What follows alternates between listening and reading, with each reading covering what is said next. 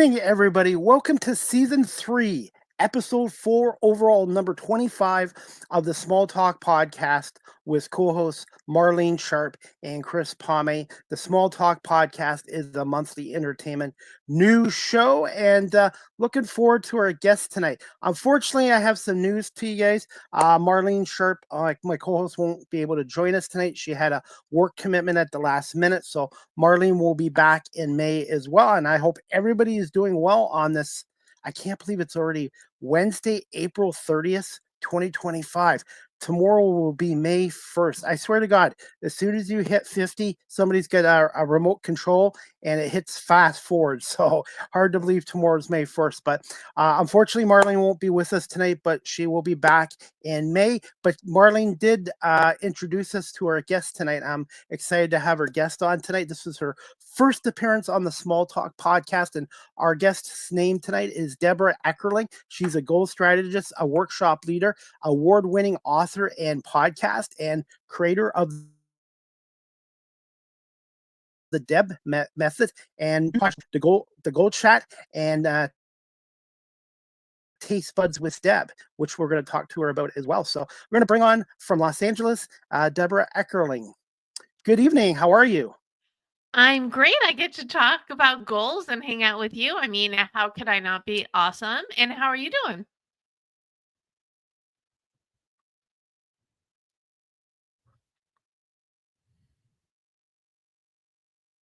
So bear with us. Deb, are you back?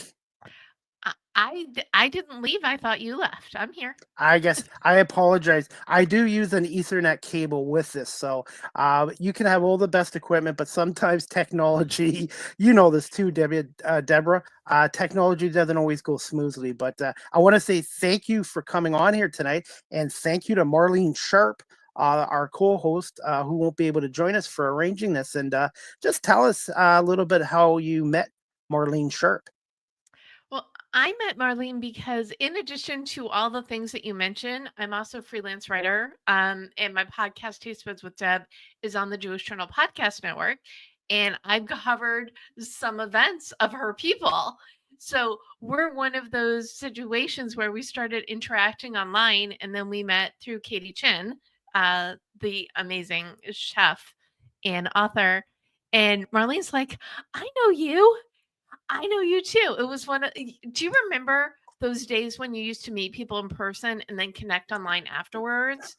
And Yes. now it's you connect online and then you meet people in person. So, and I ran into her on Sunday at the wonderful Neurodiversity of Kindness event that they held at Vista Del Mar. And it was another one of those yay, big hugs in real life situations. So And how I met Marlene was 4 years ago when she was on another former friend of mine, former friend now, but back then 4 years ago, she was a guest on her podcast show, and I really liked how Marlene was a guest. And I spoke to Grace, who was a co-host at the time, and Marlene and I connected, and we've been friends for over 4 years, seeing her off a podcast. And you're right, doing this show for many years now. I do a lot of media work for pro sports teams, and I talk to guys online, but then now you meet them in person. And you know what? As much as I love doing things virtually or digitally, there's nothing better than in-person interviews or talking to people in person. yeah, well, we now live in a land where it's the balance, right? Because it used to be only in person, and then for several years it was only online. So I believe it's really the best of both worlds. One of one of the super cool things about my new book, 52 Secrets for Goal Setting and Goal Getting. So I interviewed 60 achievers. Maybe I've met a quarter of them in person. Maybe. But these are all people who I've either were friends with or connected with online or have interviewed or who introduced me to their other people. I frequently say you can't reach your goals on your own. You need your people. And we are the conduits to making bigger connections. Deborah, I wanted to ask you this too. A lot of people every year have New Year's goals and stuff like that. But why do a lot of people who set goals don't seem to achieve them? Where do they go wrong on these goal settings? I am so glad you asked me. That's like one of my favorite questions. They do not set goals that set them up for success. They're not setting the foundation for their goals. And a lot of goal setting, air quotes, experts, they're like, okay, pick something and go for it, which is great. But if you do not set that foundation, where are you going? So I am a firm believer that you can't get what you want unless you know what that is, which is, what the DEB method is all about, is creating the foundation for your goals. And it doesn't even, the other thing too is you need to think about the life you want. What does that look like? And build toward it. If you're overthinking or underthinking or doing goals that people think you should have, you're not going to succeed. Can you mention the DEB method, what it exactly entails, and how did you come up with it? Okay, well, I will answer the second one first. So I have been leading goal setting goal groups for years. I did back when I lived in Chicago, and I've been in LA for more than 25 years. So years ago in the 90s, I did events for Barnes and Noble in Schaumburg, Illinois. And whenever I needed to fill my calendar, I would just hang out in the cafe because I wanted it to be a community bookstore, a bookstore for the community. And one day, one of my regulars said, will you start a writer support group? And I said, if you think people show up, let's give it a try. And not only was it a success, I learned the power of setting goals in that surrounding. And every week, every month, it was, what did you achieve? What are you working on? How can we support you? And what goals are you setting for next time? So fast forward, moved to LA, restarted the group, Right On Online, which is the Facebook group, evolved. So not just for writers, but writers, creatives, and entrepreneurs. And people would say, Deb, you're good at this. I've been trying to write my book for years. Can I hire you to help me finish? Or, Deb, you're good at this. Will you speak at my event? So I started doing that, leading workshops. Fast forward again to 2018, my main communication client was going away. And my mom said, you hate SMART goals. Why don't you create DEB goals? And my name worked with the system I had been teaching for years. So DEB stands for determine your mission, explore your options, brainstorm your path. So determine your mission. You can't get what you want unless you know what that is. Explore your options. Okay, you want this life. What does that look like? What are you going to do to turn it into reality? And brainstorm your path is all about making a plan that sets you up for success, whether it's personal, professional, both. So determine your mission, explore your options, brainstorm your path. And that is the foundation for setting goals that help you create the life you desire. I have to admit, in the past, when I was younger, I would set goals and I wouldn't follow through upon them. And I know I'm not alone on that. And ever since I started this new career into radio and media 5 years ago, I have set goals and I have met them because I've had a plan and I want a vision of where I want to go. Well, and that's the thing. We know the answer. That's the other part of it is when you think about that life that you want, we know what we want, but we rarely, and by we I mean not us, but people in general, they don't take the time to really figure out, okay, well, I want to be known as this or I want a career in that. Okay, that's my start. So what do I need to do to put a plan in place to turn it into reality? And I am all about my motto is goal setting simplified because I believe Keep it changing your life is, simple. yeah, changing your life is challenging enough. I made the instructions really simple. And that's really what it's about. It's gifting yourself the time to figure out what reality you want to create, putting a plan in place and doing the things, right? Totally. And we have a viewer right now watching on LinkedIn. He says, good. I want to say thank you. And have another lady that's watching us too. I think she's on LinkedIn, Kathleen Bernardi. I want to say thank you to her coming on. And Oh, anyone watching hi, this live Kathy. stream, hi, Kathy. And anyone that's watching this live stream, if you have questions for Deborah or myself or the show, please feel free to type in the comment section here. As we love to hear from you as well. Yes, because it's all about community, right, Chris? Absolutely, and you know what? I got through the pandemic for the 2 years doing this show, and, what I love about doing my show and the show with Marlene is the storytelling aspect, and, even talking to high school kids today, I learn something from every time I speak to high school kids and doing something every day. You wanna continue to grow as a person in any career, and my last career, it was time to move on, and, it helped me prepare for this, and I look at life as like a book. One chapter is closed, another chapter opens up. The other thing too is, do you ever notice how many people actually don't like their life and they don't, uh, they're like okay with it? I used to be one of them.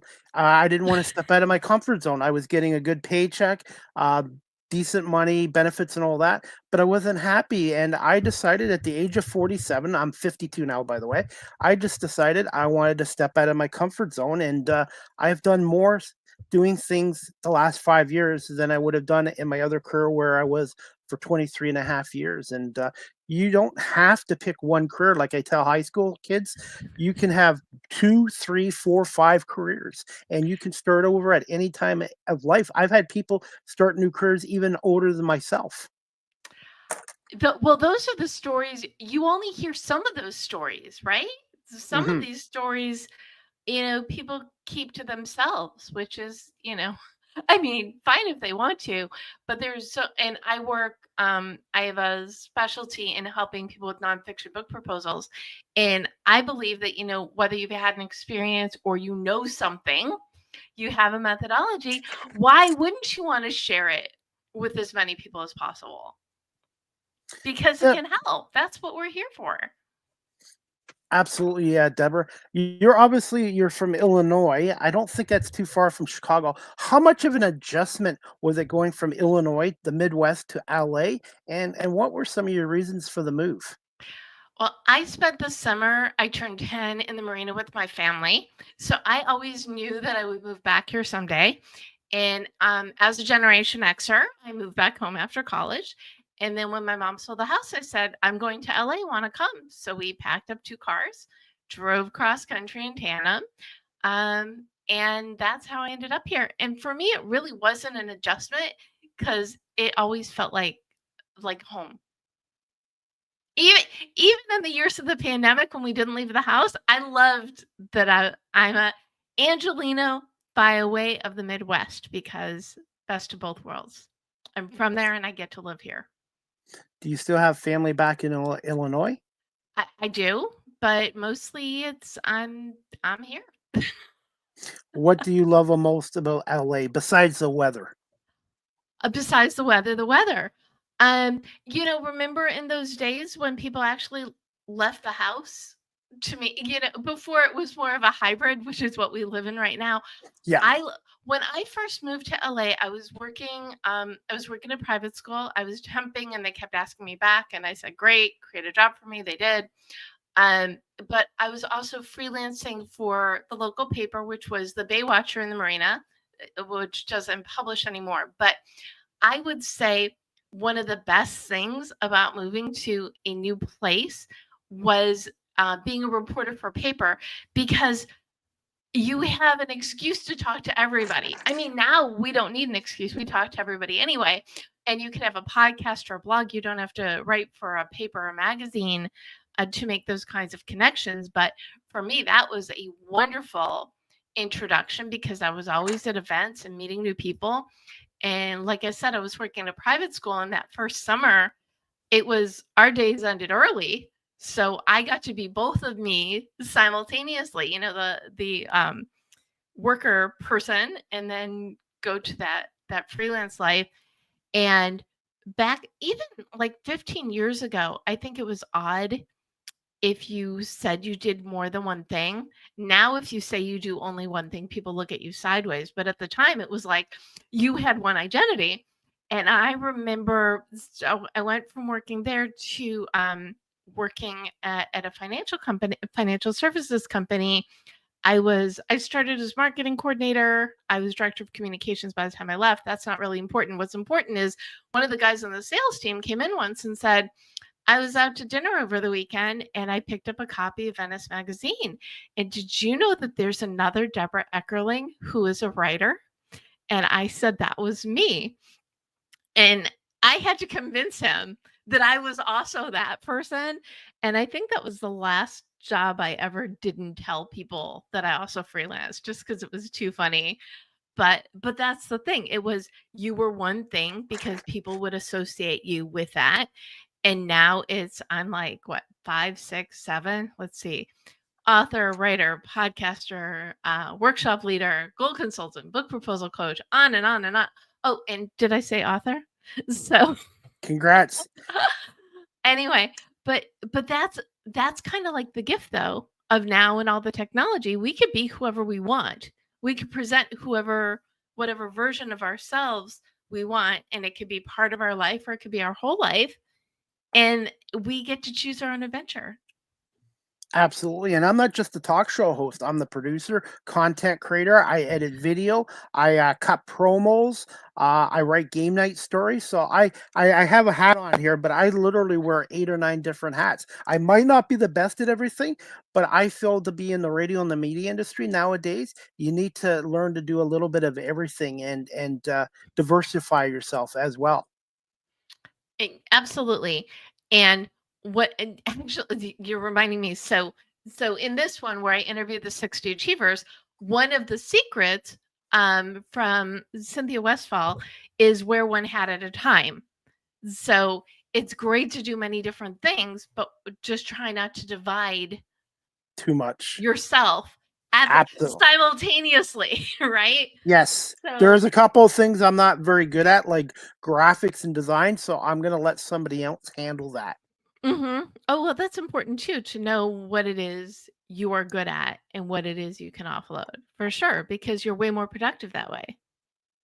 Deborah, since I have you on here, what are your thoughts on the shrinking newspaper industry and the magazine industry? Do you see a future for it, or is everything eventually going to be all digital? I like to think that there will be paper in some way, shape, or form forever. And in books too, there's a lot of people do like, I can have as many books as I want in my Kindle and tote it around, but there is nothing like holding a book in your hand. So I think that's appropriate for one or the other. One of the greatest parts though about digital writing is if you catch something after something is published, you can fix it. And for me at least, as a freelancer and I write for other people, unless it's like important. I mean, for my blog, yeah, if I catch something, I'm going to fix it. But I remember the days where you wrote an article and it comes out in a magazine, and that is the only format or newspaper, and it's there forever. So I do kind of like the fact that you can edit things if need be now. For people that are watching this show live streamed or on audio platforms and they're looking to get into writing, and I'm doing some writing for the last year and a half for sports teams, what advice would you give to people that are new to the digital writing world? Well, I think my best advice for anybody who wants to be writing more is to write more. And journaling, it's one of my favorite tools for problem solving, because you try so hard to figure things out in your head. If you write it down, you can see whatever it is you need to fix, create, whatever. But for someone who's saying, I've always loved to write, but I'm not a writer, start by journaling a couple times a week. And that's going to really help you hone your writing skills because you've got material. You're writing about your day or your thoughts or your encounters or whatever, and you don't have to think too hard about what you're pulling out of thin air.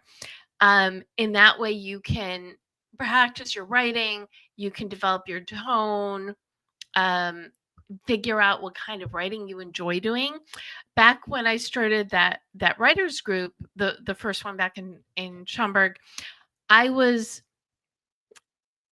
graduated with a degree in journalism, ended up working at a bookstore, loved it, so kept doing more with them. And when I started the writers group, I would always ask somebody to set a goal, everyone to set a goal for next time. And I never wanted to ask people something that I wasn't willing to do myself. So I gave myself an assignment to write some form of slice of life article. And even if I was writing it the day of the meeting, I had a story. I was developing my portfolio. I went, and this was somebody who did several events at the bookstore, was a screenwriting coach. So I took a screenwriting class, and a week after I finished my screenplay, I got my freelance writing break. It was a Generation Expo, and I went with the intention of, let me see if I can find a magazine looking for writers. This guy tried to sell me a subscription, and I said, great, are you looking for writers? Yes. I had clips, I had samples of my work because I had been setting this goal, and I was able to say, oh, can you send me some samples? I had spec articles, one of which they actually published, but I was ready because I had in my mind that this is something I wanted to do, was to do freelancing. I was building my portfolio, and the opportunity arose. I have material to send. So that's the other part. If you want to be writing, yeah. I can keep going, but you can ask a question if you want. No, that's great advice, and I've been doing it for about a year and a half, about 150 articles.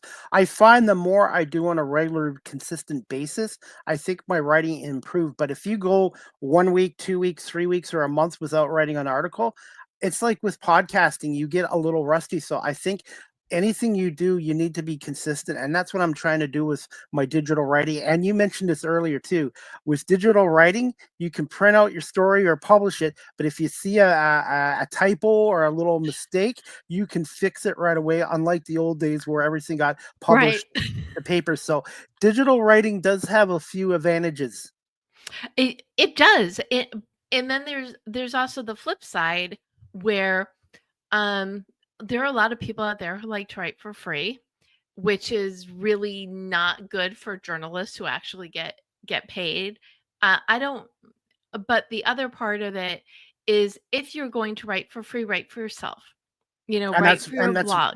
and that's what I'm doing, but I'm hoping Right. to eventually get paid for my stories.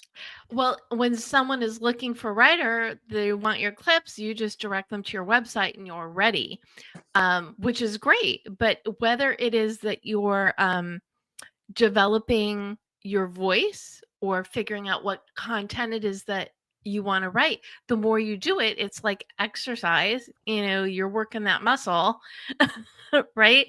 um, it helps you develop your tone, style, your interests, whatever. And that way, when you get the assignments, and I say this, if people ask me for advice for, teenagers, kids, whatever, learn to write and also practice speaking. If you could do those two things, you can go anywhere, because communication, you need it with whatever you're doing, right? Whether you're presenting materials or writing queries, or, that is something that in any sort of business, a skill you need to have. Absolutely, and listening skills is huge as well. Yes. And we have another viewer watching on Facebook, George Finkelman, I think his last name. I want to say thank you, George, for coming on here. Yes, it's nice to see you. Thank you for tuning in. Debra, when you were in school for journalism, did you have any influences and mentor or mentors? Well, I ended up with a degree in news editorial and journalism because I really couldn't decide which area I wanted to be in.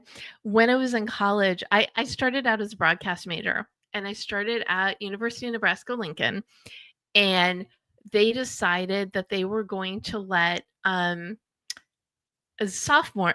So I transferred mid-year to UW-Madison, having nothing to do with anything, but they were going to let the younger students have little spots on radio shows. I was so terrible. It's not even funny. I mean, it is. It's hilarious now that I now have 2 podcasts, and I don't even know what it was that I have these memories. And it was, I loved being on the air, but I guess I hadn't developed my voice yet. So the fact that I do this now is really hilarious to me. But I was broadcast major, and then I was thinking PR, and ended up in news editorial because I figured if I had a strong writing background, I could do anything, which, as I said before, I think that's paramount. And I also did competitive public speaking all through college. So for me, that was my social life. I'm still friends with people that I was friends with on the forensics team. Thank you, social media, for keeping us continually connected. I don't know if I answered your question, but I will also add, what amuses me the most about my career is when I was in high school, I was all into creative writing. I was going to write the great American novel.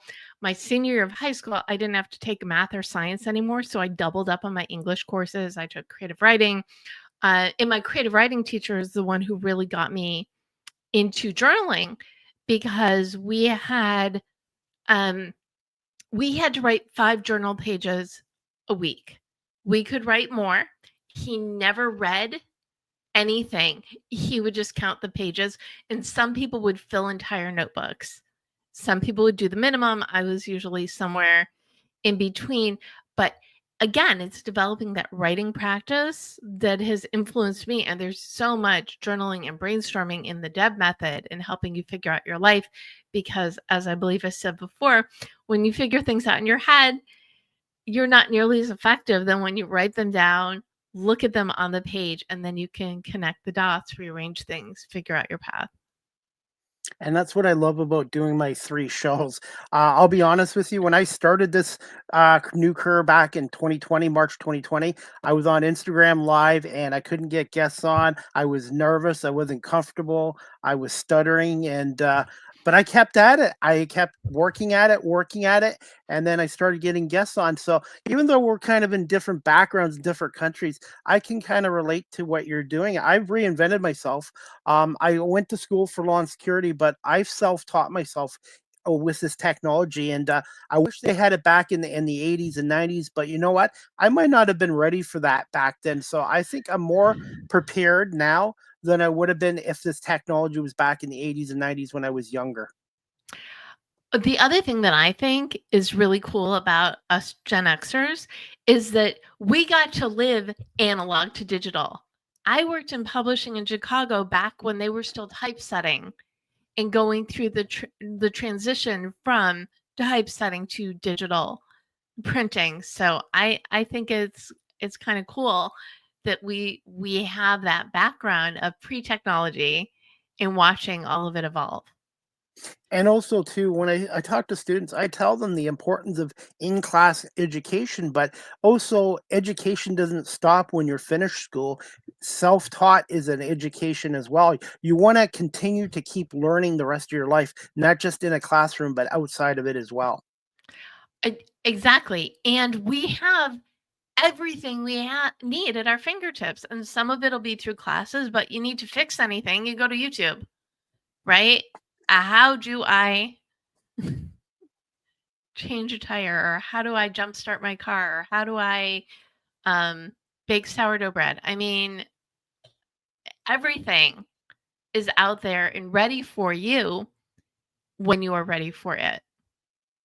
And one thing too is you have to find your passion, but you also have to have a strong mindset. You're going to have people and family that support you, but you're going to get naysayers, skeptics, and haters. And you're not always going to get told yes, especially in the radio media industry. It's a really cutthroat business, and you can't take things personally.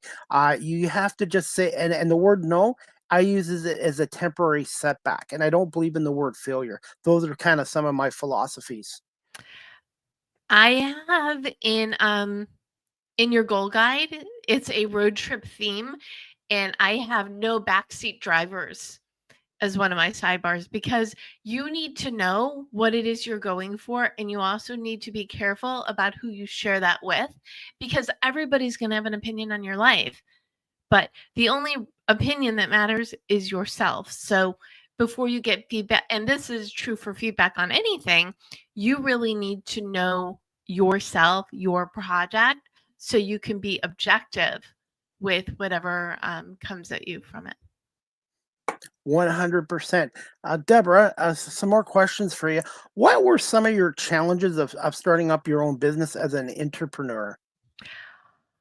Oh goodness, you mean I'm not still in that mode. I have always really done multiple things simultaneously. And I think the biggest challenge for really anybody, whether you're an entrepreneur, a thought leader, is meeting the people you don't know. So I am a big networker, as we have discussed, but it's always a challenge to get in front of more audiences. So one good way to do that is to expand your circle. Go to different networking events. My favorite form of networking is I do a live show every Monday at 4 p.m. Pacific called GoalChat Live. And I bring in 3 guests to dive into the topic of the week. And unless it's on purpose, they don't know each other. So I will pick a topic and bring 3 people together to have a conversation. Every now and then, I will get a panel that loves each other so much that I do bring them back, or I will purposefully bring in people who know each other. But for me, if I haven't seen someone in a while, I'll just invite them on the show. Or if there's someone who I interviewed on Taste Buds with Deb that I think would be great to get to know better, then I will invite them into a conversation. And I do what used to be in-person meetup, I now do online. So if ever I get people who say, Deb, I want to be on your show, I say, well, we need to be friends first. So come to my next goals mixer and you tell me more about who you are and we'll see if we can make a match. I was going to save this question for later, but since you brought it up, how did you come up about starting your 2 podcast talk shows, the GoalChat and Taste Buds with Deb? So GoalChat, aka GoalChat Live, started in spring of 2020. So your goal guide had just come out. I was leading the GoalChat Twitter chat at the time. I sunsetted it about 1.5 years ago because there was so much toxicity on that platform, which is the opposite of me. Anyway, but my publisher said, have you thought about doing a live show for your GoalChat? And it was already circling in my head, something I've been thinking about. So it was an easy yes.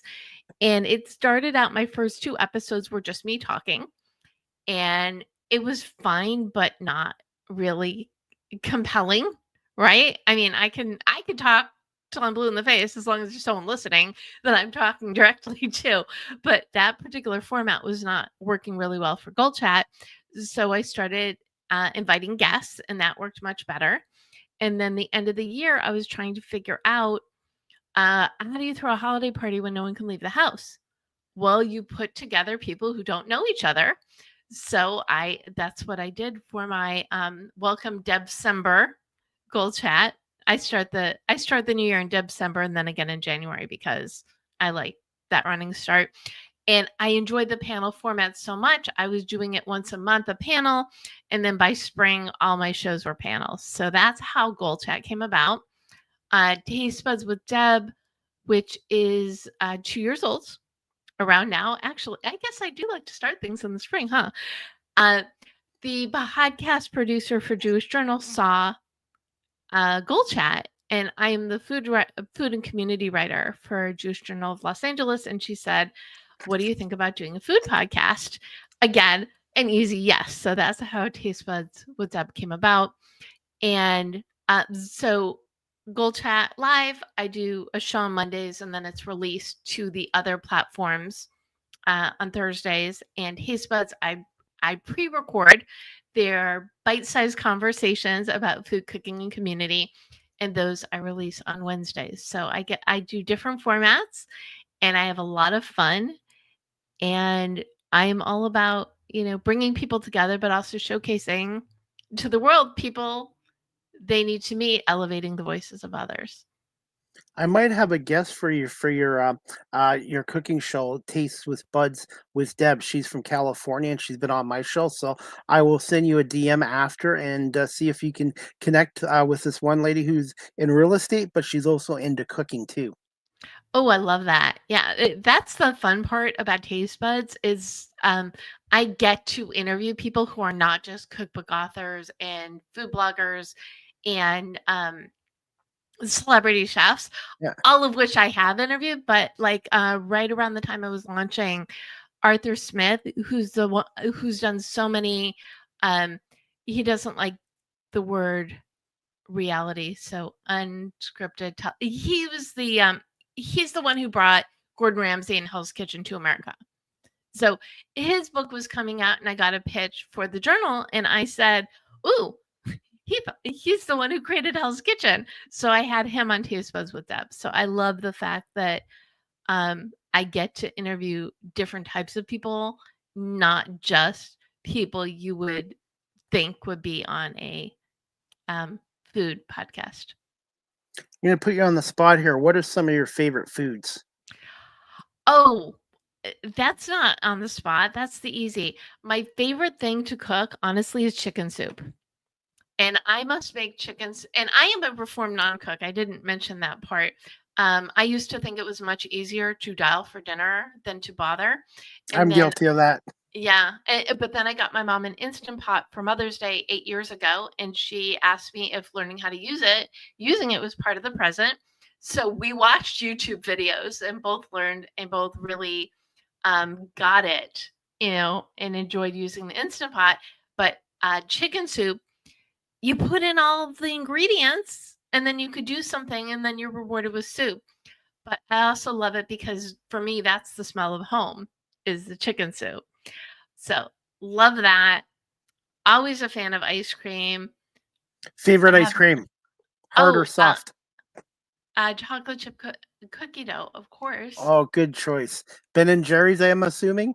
Yes. I do you remember? And they used to have ice cream day, once a year, or free cone day, and there was one at the mall by when I was working in financial services, and it was great because you could go at different times of day. And I would always use free cone day to try out different flavors, and that's when I discovered chocolate chip cookie dough, and have not gone back since.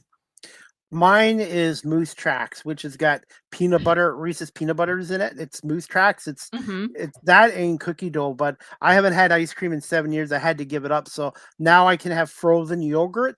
It's similar to ice cream, but it doesn't have as much fat content to it. But I do miss ice cream and yeah, chocolate chip cookie dough and Moose Tracks are my favorites. And now with summer coming, it's kind of you think of summer when you think of ice cream. You do, and I mentioned I love ice cream. I don't eat it a lot either, but I've got so many eh, childhood food memories that come with that love of ice cream. It always jumps out as one of my favorites. Deborah, since you started doing your podcast, how much do you say you've improved in the last 5 years? And who have been some of your favorite guests that you've had on your show so far? Oh, I can't play favorites, but what I will say, Most what about memorable guests. I should have rewarded it. Most memorable guests. well, I will say that so for Taste Buds with Deb, I had on Susan Feniger and Les Lockman. And Susan Feniger's a known chef in and around LA. She's half of the Two Hot Tamales with Mary Sue Milliken, and Liz Lockman is her partner and filmmaker. And during the pandemic, when Liz was trying to fit, and they're both in 52 Secrets, by the way.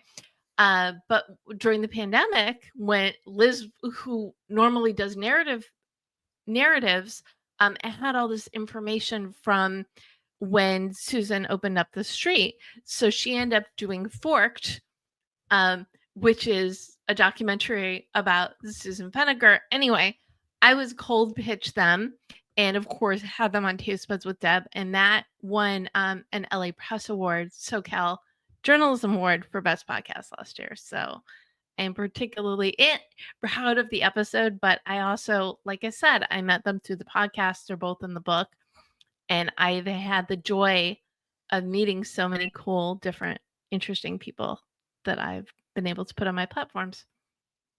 How would you describe yourself as a podcaster? I'm I'm good. Is that what I'm supposed to say? I love a good conversation. I always say that I write because I love to talk. And that is true through my podcast, and I mentioned that my podcast came out of my first book. My second book really came out of my podcast because GoalChat is about bringing people together to dive into a topic. 52 Secrets has 60 different people, many of whom have been on one or both of my shows, who I interviewed to ask, what is your secret for setting goals or getting goals? And that's what's compiled together in the book. And like I said, I love a good conversation. I love to bring people together, and I think that comes through in the show. The storytelling aspect. Yes. The storytelling aspect, but also bringing people together, elevating voices is the common.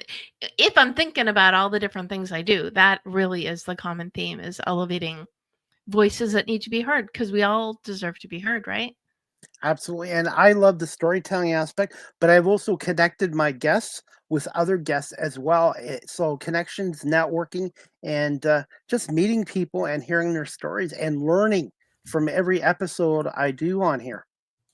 Yes, because that's what we're here for, right? And to connect the dots for others around us. Deborah, for those who are watching live stream or on audio, what advice would you give to those people who are looking to pursue a career as a writer and also start up their podcast? I would say if you're thinking about it and you keep thinking about it, stop thinking and start doing. And you use StreamYard. I use StreamYard as well, because I think that's really the easiest way to start a podcast, because you do a live show and then you can upload it to other places. And I recently did a GoalChat on Fun with Tech, and the common theme on that is, if you want to start a podcast, just start it with minimal. We all have a computer. Yep. If you do not have earbuds or headset, get one. If you need a light, get a light, and you're good to go to start recording. But the other thing too is, think about why you're doing this. Treat it like it's on a major network, right? Think through your show. What is the show? What cadence is your show? Is it weekly, twice weekly, monthly? How long are your episodes? Is it solo? Is it interview? Is it co-host? Think about all of the detail things, and you can evolve it, obviously, but also think about why you're doing this. Is it to benefit your business? Is it because you've always wanted to? What is the drive behind it? Because if you're setting this as a goal, it's really helpful to remember why, your mission behind it, because that's going to make it a better experience for you, but also the people that you have on it. And I have a friend in Albany, and she does 6 radio shows from her laptop at home. So you can do radio from home. And to me, live streaming is the future of radio. And one of the challenges for me is to get more sponsors and to explain to businesses that you can get more of a reach on live streaming, which is worldwide, than a local radio station. And as much as I love to be in a radio station right now, I am working hard on building this as a business and also possibly get more radio opportunities as well. Which is great. You've got your goals. You've got the vision for that life you want to create, and you are doing a little or a big something every week to get there, which is the point. If you have goals, go look at all the things that you need to do and then do the things. Again, simple. Absolutely, Deborah. Deborah, do you have time for a few more minutes? I just wanted to play your video from your YouTube channel, Debra Eckerling YouTube, which I've already subscribed to. So everybody out there subscribe that. And I just have a few more questions for you. Okay, go. Just let me know if you can hear the audio. I'm the audio guy too. And oh my goodness. And everybody, this is courtesy of Debra Eckerling's YouTube channel. Please subscribe and hit the like notifications. Happy weekend, everyone. It's Deb from Write On Online. I'm at a nice, busy cafe in Westwood on Saturday. About to have a meeting, then I'm going to do some work, get the creative juices flowing. What's everybody up to this weekend? Post in the comments or go over to the Right On Online Facebook group for more connections and conversation. At the beginning of the year, before you start setting your goals, take a little inventory and think about what your wins were for last year. And when you think about your wins, I don't want you to just think about your professional goals. Yes, this is goal setting for business, but personal goals are just as, if not more important, because it's kind of a balance. So I love what you did here. You asked your people on your page to submit questions for you to answer for today's show. So the first one is, and I think this is a great way to kind of warm her up, or it really is, what's the best way to create an achievable goal? I think the word achievable is the key here. I completely agree. And I think it requires stepping back a little bit, because before you can figure out what your achievable goals are, or rather what any goals are, is you have to figure out what you want. It goes back to the mission statement. And anyone who's worked in any form of corporate environment has known, oh, this is the company mission statement. This is sort of like, what is your mission statement for yourself? Like, I help people define, plan, and achieve their goals. So all of my goals actually relate back to my mission. I have another little rule that I like. I call it the 5 of 7 rule. If you say, I'm going to work on this every single day, you're setting yourself up maybe for failure. And I don't like that. So what I say is 5 of 7. If you work on something 5 days, even 4 out of 7 days, you're making progress. This is the example I like to use is, let's say you make a 15-minute appointment every day, right? So Sunday you miss it, so you think you have to do a half an hour on Monday, and then you miss Monday because it's a half an hour. I'm now a half an hour. You got 45 minutes on Tuesday, and then by Wednesday you just give up. So you miss Sunday. Okay, that's fine. Monday 15 minutes, Wednesday 15 minutes, whatever it is. But the other point is, you want to commit to yourself. Even if all you're committing is an hour a week in these 15-minute increments, an hour, easy, piece of cake, right? So give it as a gift. Advice. Give to yourself to make the commitment and then keep it. It's Deb broadcasting from Right On Online today. I am so excited because today I got to meet one of our members from Alaska in real life. Lois is down in LA and she's like, hey Deb, can we meet? And I'm like, of course. So I guess the lesson for today is take any and every opportunity to meet people in real life when you can, right? Yep. We're networking down here in LA. It's fabulous. So your goal for today is to reach out to someone you haven't spoken to in a while, or maybe a friend who does not live where you live, and say hi, reconnect. So today is connection day. Okay, it's Deb and Lois. Remember, right on. Right on. And post your goals and follow them. That too. And that was courtesy of your YouTube channel. Sorry, I have not watched that in years. That's hilarious. Really? Yes. Well, I saw it. I saw it on YouTube, your YouTube channel, and I thought it was appropriate for the show tonight.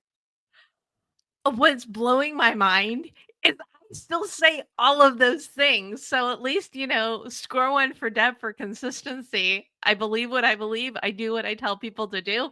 And I love my consistency messaging. Thank you for that. That was awesome. You're very welcome. And you too, I know this as well as you do.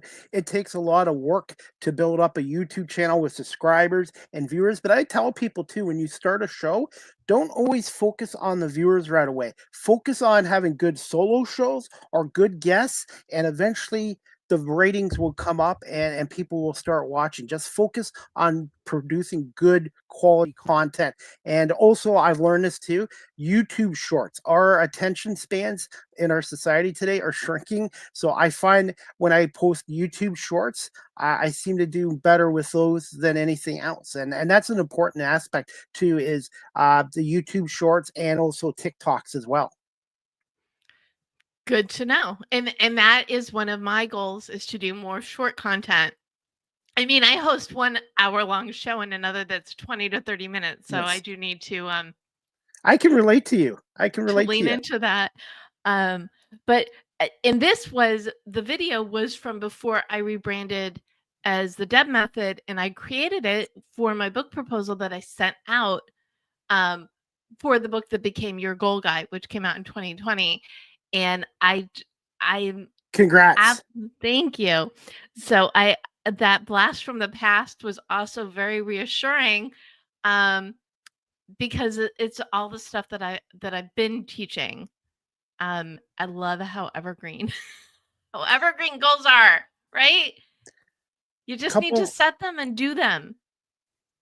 Couple more points for you too. How important is branding and marketing? And also with your book, for people who are watching or listening to the show, how can they go about purchasing your books? Oh, well, thank you for both of those.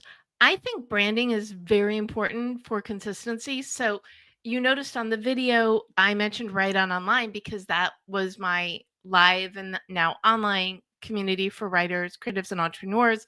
And the Write On Online Facebook group is still there.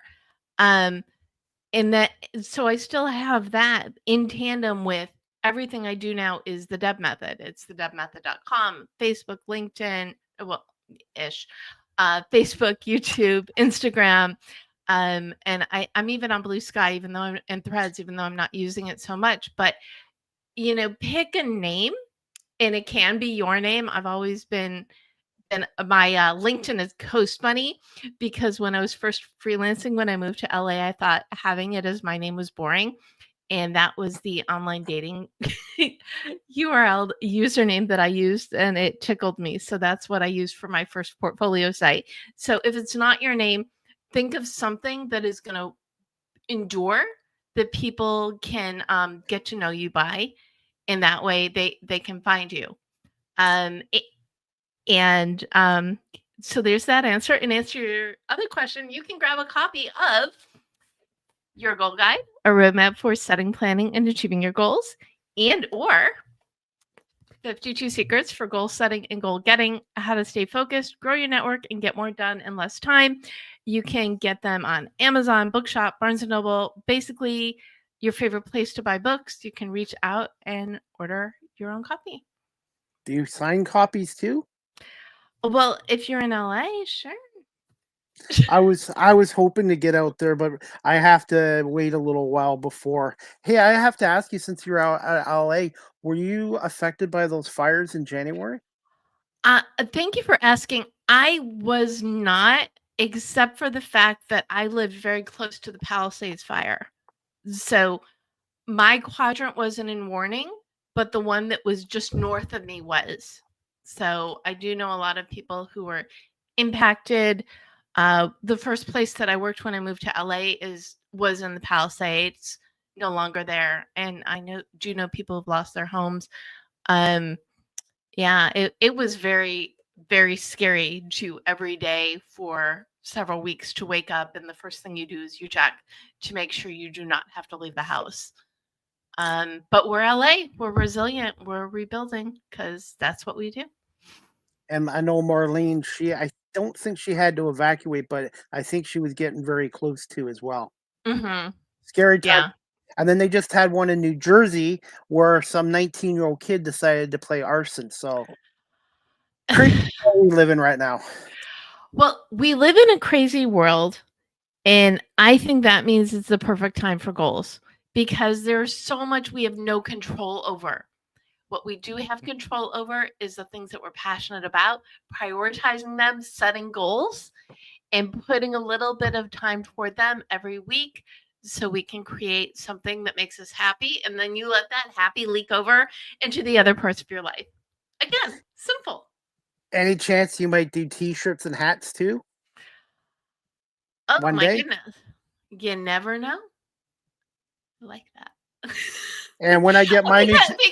Because I don't have enough projects. Thank you. I have another one. Yay. Actually, I was doing Goaltopia. So I think if you go on Redbubble, you can actually find Goaltopia swag, because that was the word that I made up for your goal guide. And Goaltopia is when you're living the life you desire, achieving your goals. Gotta ask you this: when people set goals, do you feel it's a good idea to keep a journal of your goals? Yes. Not only should you? Um, it's good to keep your goals in front of you. So you want to create some sort of visualization of the life you want. If you have a mission statement, if you have a motto, post that in your office.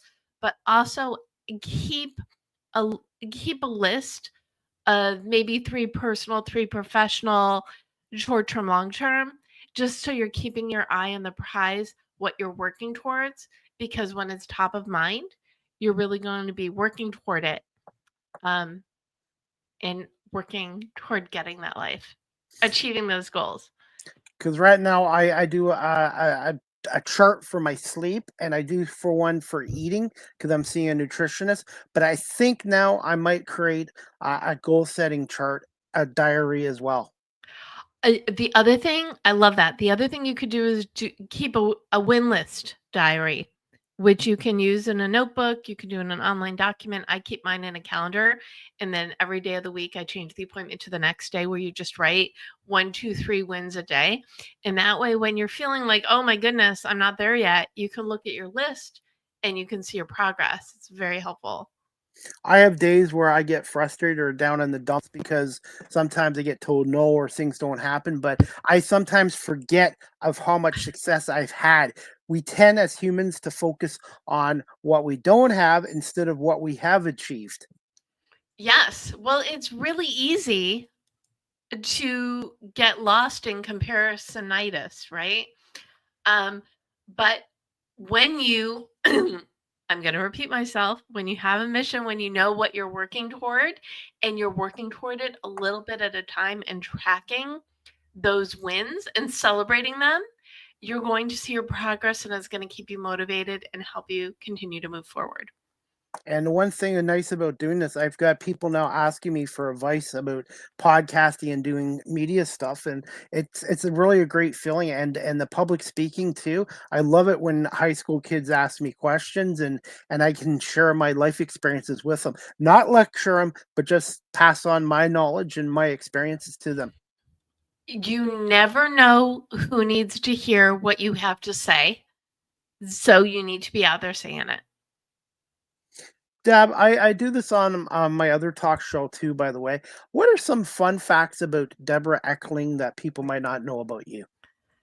Well, I mentioned the number one, which is I am a former non-cook who is now a food writer and food podcaster, which I think is hilarious because if I talk about food and cooking with people who knew me in the before times, they're like, who is this?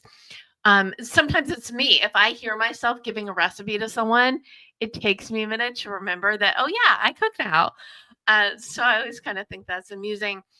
I practiced Aikido for 9 years, which is wonderful martial art that's really it in its essence is it's about getting out of the way. Someone comes at you, you step aside and they fall down. I mean, it's much more um detailed than that, but it's kind of like if you think of it as a life philosophy, and stepping away from roadblocks, it's very, and I didn't realize until later, ooh, I guess that really is aligned with me.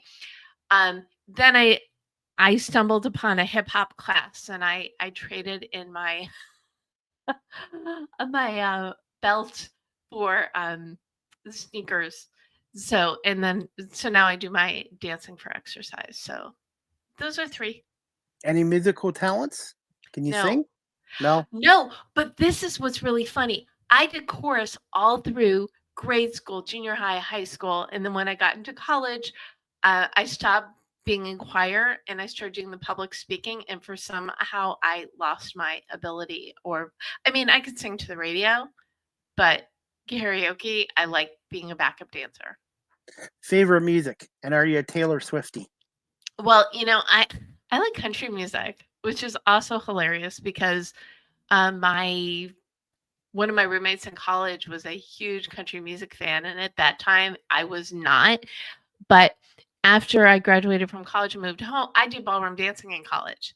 And then after I moved home, there was no place to go ballroom dancing, but there was line dancing nearby. And so that got me into it. And I think I'm not a Swiftie. I mean, go Taylor, but I don't really I think anybody, she's a great example. Anybody who's got a voice, using the voice to share not just their talent, but things that they know with the world is a good thing.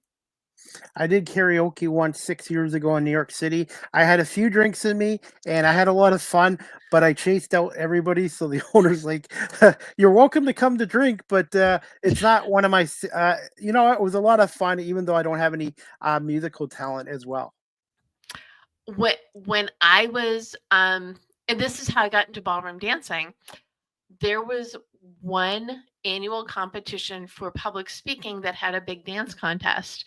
So a bunch of us started going to the ballroom dance club on campus so we could go in and so we could go win the dance contest. So that's how I got into that as well. And we would also go out karaokeing. Again, more for the dancing aspect than the singing. Of course, it didn't stop me from singing either. Favorite place to go vacation? I live in LA. I don't have to go anywhere. I'm here. Good point. Good point. Have you ever been to Canada? That's where I'm based out of. I have not been to Canada, but I hear think you should come. wonderful things. My cousin, do you know JP Sachs? He's a That musician. name does sound familiar. So he is my cousin, and he came to LA several years ago because he recorded the cover. The producer who wrote this cover, he recorded, invited him here, and that started his career, which is kind of awesome. He was nominated for a Grammy. I don't want to. It's a, of course, he was nominated for Grammy along with Julia Michaels for "If the World Was Ending," which is a wonderful song in and of itself. They did a Doctors Without Borders fundraiser with it, with all their celebrity friends singing parts of it. So JP is my big connection to Canada.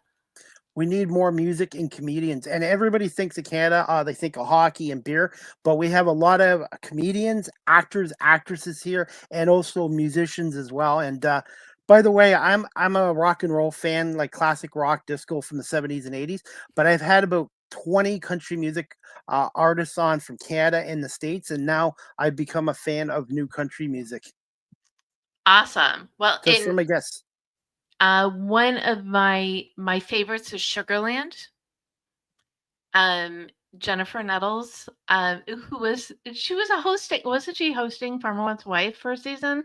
Anyway, one of her songs is Settlin', and the line is, "I ain't settlin' anything less for everything." And for me, that lyric just really, why would anybody not want everything? And you can get everything, you just need to set some goals and work towards them. See what I did there? Maybe you need to make a song about setting goals.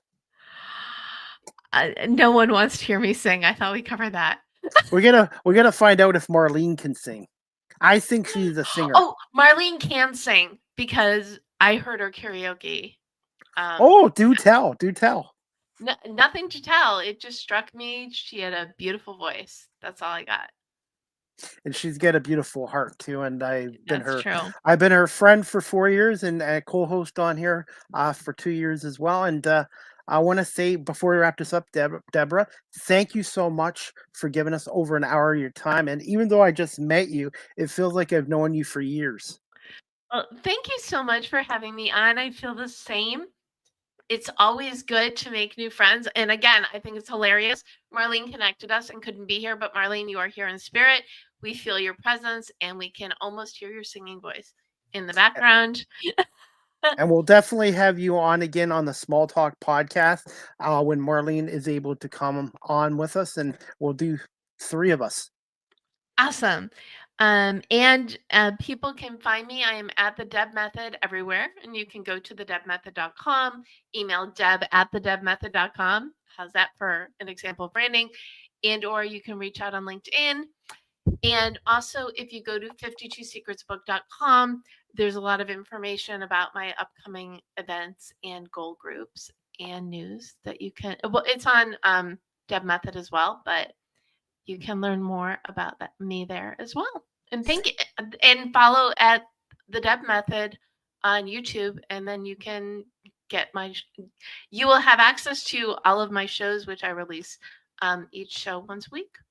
And your website is debmethod.com, and your podcast shows are all on every major platform: Apple Podcast, Spotify, YouTube, etc. Yes. The is the home base for my website, and GoalChat is on the Marketing Podcast Network. You could subscribe at your favorite place to get your podcasts.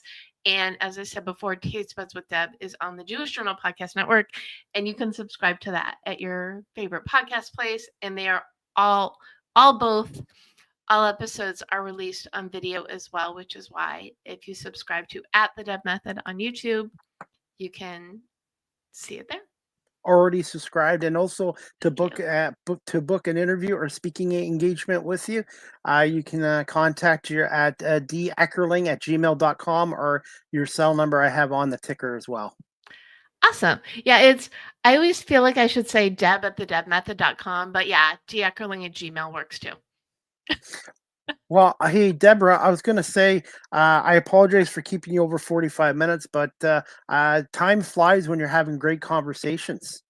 It does indeed. I thank you for your time and for having me on. It was great chatting goals in life and music and food. Well, I want to say thank you to you and myself and Marlene for arranging this. And Debra, give me a little bit of time tonight, and I will send you the video, the audio, and I'll break this down into reels and clips as well. And I will tag you into it on social media. Thank you for the follow on Instagram. And I am on Blue Sky, Threads, everywhere except for Snapchat. And I will make sure Marlene gets copies of this show as well. And I'd love to have you back on the Small Talk podcast with Marlene and myself, or my other show, Live with CDP Sports and Entertainment Talk Show. And by the way, CDP are my initials that people used to call me. So that's how I came up with the name for my talk show 5 years ago. Awesome. Yeah, I would love to be on. You know where to find me. All right. Well, Deb, thank you so much, Debra. Have a good rest of your evening, and we'll definitely keep in touch. Wonderful. Thank you, Chris. Thanks, everybody, for tuning in. Go work on your goals. Thank you so much, Debra. I am going to be working on my goals when we're off the air. Bye. Bye. All right, guys, that concludes season 3, episode 4, overall 25 of the Small Talk podcast, a monthly entertainment talk show with co-hosts Marlene Sharp and Chris Pomey. Unfortunately, Marlene Sharp could not join us tonight. She had a work commitment at the last minute, but Marlene did arrange our wonderful guest tonight, Debra Eckerling, as well. And you can follow her on Instagram, Facebook, her YouTube channel, and her website, thedebmethod.com, and she's on YouTube everywhere. And please check out her books that are available on Amazon and anywhere you can buy books online as well. So thank you to Debra Eckerling for coming on, to my wonderful co-host Marlene Sharp for arranging this. And I want to say thank you to everyone watching this live streamed or on our audio platforms as well. And we're also looking for more sponsorships for the Small Talk podcast. So if you're interested, if you have a business and you're looking to advertise on the Small Talk podcast with Marlene Sharp and Chris Pomey, please reach out to me at cpomey19@gmail.com or through Marlene Sharp's social media DMs as well. And I'm looking forward to our next episode, season 3, episode 5, probably at the end of May with Marlene and myself, and we'll have another amazing guest. And tonight's guest, Debra Eckerling, was amazing as well. Before we wrap up this show, guys, the next Live with CDP Sports and Entertainment Talk Show, sponsored by BarryCollin.com, is going to be on Monday, May 5th at 3:30 p.m. Eastern with special guest Donna Hopkins. She is a co-host and reporter with Tony McGee's Pro Football Plus, and she is a media personality covering the NFL's Washington Commanders. So we're going to talk to Donna about the 2025 NFL draft that took place in Green Bay, the Washington Commanders draft picks, and some of their off-season moves, and the future of the Washington Commanders may be moving back to the old RFK Stadium site. It looks like they're going to be moving back to Washington in their old site where they played for 37 seasons before they moved to Landover, Maryland as well. And that about wraps up our show, guys. Again, I want to say thank you to everyone watching this live stream on our audio platforms and to our guest, Debra Eckerling here. And I'm looking forward to the next Small Talk podcast episode in May. Myself and Marlene will make that announcement when it's going to be taking place and who our next guest is going to be as well. I hope everybody has a great night. Before we wrap this up, we got one more comment, and I'm going to put this comment on. Oh, this is for my guest, Debra Eckerling. Thank you for having me on. Hey, I'm just a host or a co-host on this show. It's the guests that make a great talk show, and you were great to have on. And thank you to George and everybody watching this show as well. And I really look forward to doing our episode number 5 with Marlene in May. And tomorrow is May 1st. Hard to believe. I swear time is just flying by. This whole year is flying by. So that is about it, guys. So Small Talk Podcast will be back in May to be announced, and Live with CDP Sports Entertainment Talk Show will return Monday, May 5th at 3:30 Eastern, 12:30 on the West Coast, with my friend and media personality, Donna Hopkins, to talk Washington Commanders football with us as well. I hope everybody has a great evening, rest of the week, and we'll see you back here next week for Live with CDP Sports Entertainment Talk Show, and the Small Talk Podcast with Marlene Sharp and myself will be back in May. Have a great night, everybody. Thank you for watching and listening to the Small Talk Podcast.